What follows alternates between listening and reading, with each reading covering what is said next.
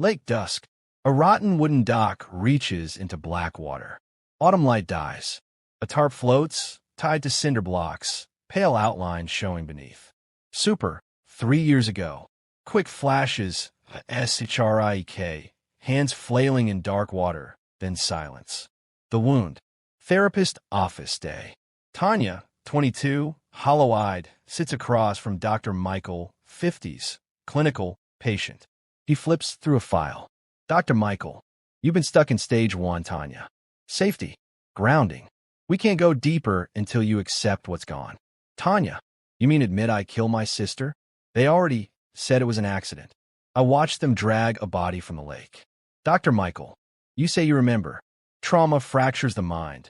Amnesia isn't a lie. Tanya stares at him. Her hands tremble.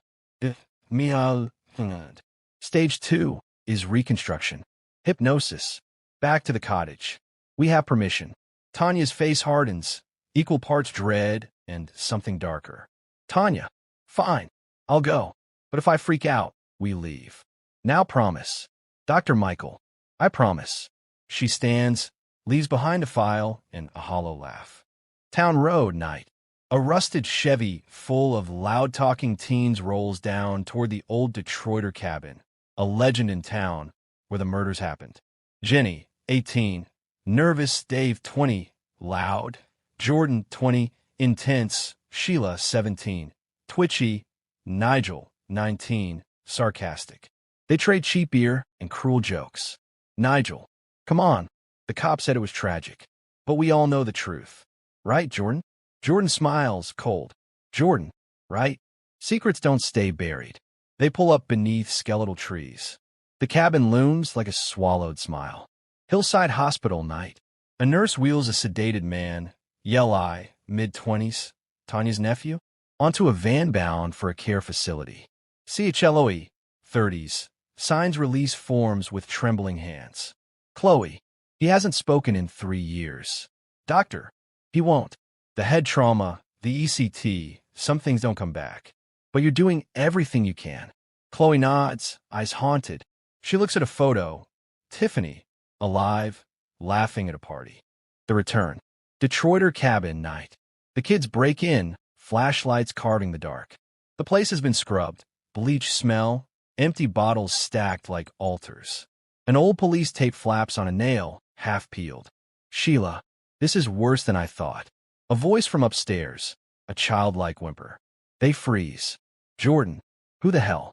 From the woods, a lone fisherman watches with dead eyes. He warns them off. Fisherman, you kids stay off my property. Bad luck here. Bad blood. They sneer and go inside. Cabin night. The group dares each other into the rooms where the bodies were found.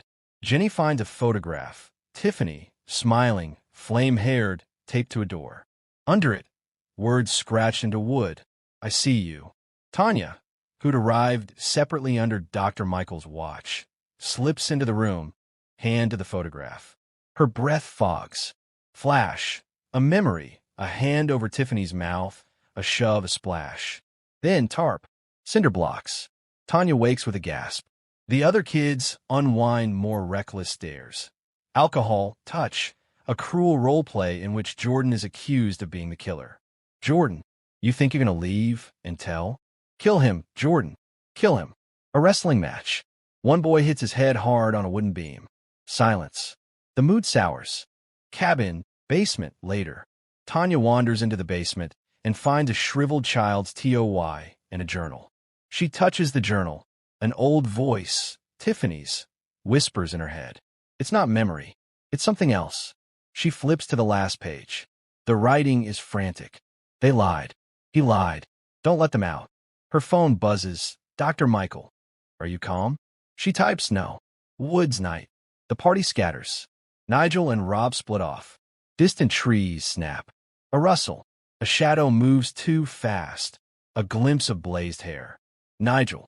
Rob. Stop fucking around. A scream. Nigel runs back. Rob lies on the ground. Eyes rolled back. Or empty. Blood blooms in dark red on the leaf litter. They call for help. Panicked, they try to make sense. Jordan snaps. The scar of guilt on his face cracks into fury. Jordan, we promised each other. We covered it up. Now look at us. Tanya stands counting faces. 8 names the town will whisper. Cabin, living room, dawn. Dawn peaks. Dr. Michael arrives with the caretaker's keys. He finds the teens. 2 gone. 1 dead. Tanya steps forward, hand stained with mud, trembling. Dr. Michael. Tanya, you said you'd let me help you remember. Tanya, I remember everything, and I don't. Someone else remembers for me. He prepares his hypnosis kit. She consents. Against the hush of the broken day, she sinks into trance. Reckoning. Tanya's mind. Hypnosis sequence. We move through layered memories, overlapping time. Tiffany running from the party the night she died. Someone or multiple people grabbing her, dragging her toward the dock. A hand tying something heavy. Laughter. The tarp. The pull. But suddenly, Tiffany rises from the water, not drowning. Eyes bright, wrong. She walks through the party like a mirror version of life, touching people's shoulders. And they fall. Tanya. She came back. She walked between us like a shadow. She didn't forgive. Images of the present intrude. Jordan pushing, Nigel striking, Dave pleading. Tanya cannot tell if what she sees is past or strike. The boundaries dissolve. Cabin. Living room. Moments later. Tanya snaps awake, mouth foaming, eyes wide. Tanya. It wasn't just one of them. We all touched her. We all let her go. The teens look at each other. Confessions tumble out. A drunken shove, a hateful joke, a cover-up orchestrated that night by frightened boys. The lake's tarp had been cut free later and floated, planted evidence to look like an accident. Dr. Michael, you're not asking for forgiveness. You're asking for the truth.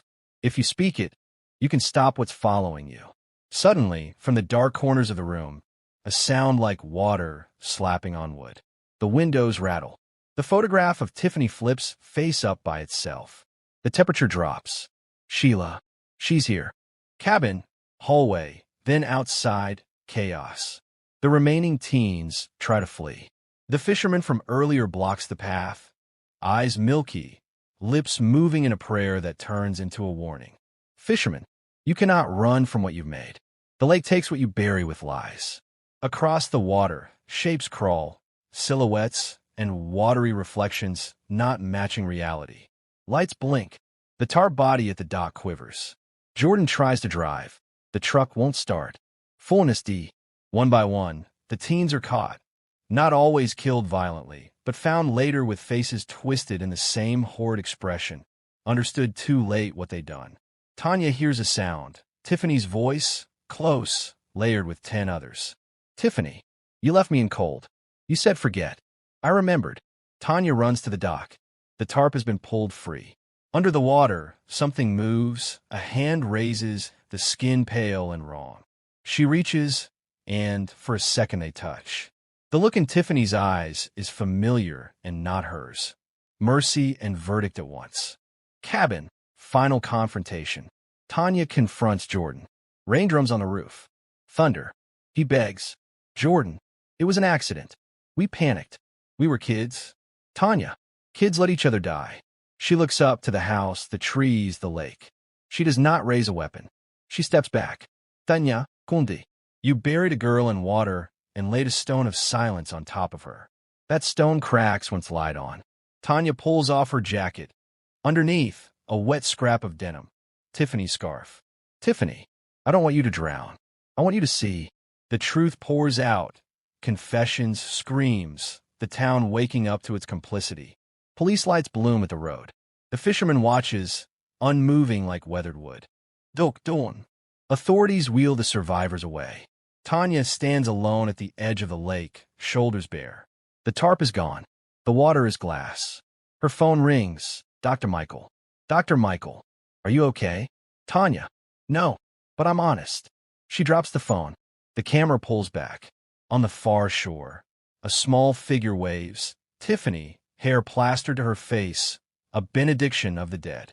She vanishes. The cabin. The group steps into the dusty cabin. Bloodstains still mark the floorboards. The air feels wrong. As they explore, Tanya begins to see flashes. Her sister Tiffany's face, a masked man in the corner, distorted whispers. Megan whispers, This place hasn't changed since the murders. Tanya, it's going to help me remember. I need to do this. In the woods outside, someone watches them. Heavy boots crunch leaves. Secrets unravel. The night turns violent. Ryan vanishes first, his scream echoing from the tree-line. The group locks themselves in, but find old files hidden beneath the floorboards. Medical notes signed by Dr. Thomas, a psychologist who once treated Tanya. Scribbled in the margins, subject believes sister still alive. Alter ego foaming. Tanya's visions intensify. She accuses Jason of lying about her sister's death. Jason, panicked, reveals a shocking secret. Tiffany's overdose wasn't an accident. Jordan sold her the drugs. Jordan Schneider, the doctor's nephew, died here 3 years ago. Or did he? The masked man. A masked figure bursts through the door. Jordan, alive, warped, whispering. Protect the secrets. Kill them all. Bodies drop. Blood paints the walls. The group turns on each other, paranoia exploding. Tanya fights Jordan off, but hears a second voice inside her head. Tiffany's voice, urging her to finish what you started. Flashbacks reveal the truth. Tanya's suppressed personality murdered those responsible for Tiffany's death years ago. Dr. Thomas orchestrated the entire weekend to cure her by forcing her to relive the trauma. But Jordan is real, and he's here to finish what Tanya began. Climactic scene. In the basement, Tanya finds Dr. Thomas with a knife, recording everything. Dr. Thomas, you killed them all, Tanya. I just guided you. Tanya, no. You made me. Jordan attacks Dr. Thomas, but Tanya intervenes. She grabs the fire poker, striking Jordan, freeing herself from Tiffany's voice. The cabin erupts in flames as she drags Megan outside. Dawn breaks. Police load Tanya into an ambulance. An officer says, Jordan Schneider was murdered 3 years ago by Tanya Beach. Tanya whispers, then who was in the mask? As the ambulance door closes, we see a figure in the tree line. Jordan's mask glowing faintly in the mist.